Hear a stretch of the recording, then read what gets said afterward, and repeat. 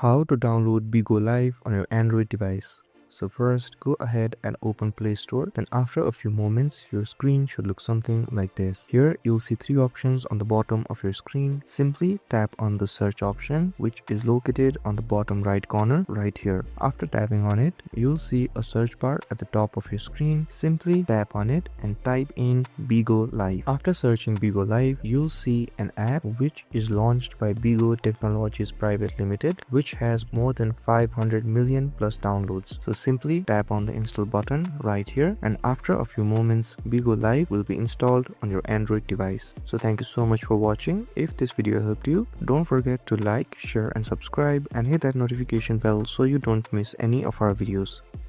Thank you so much for watching, and I'll see you guys in the next video.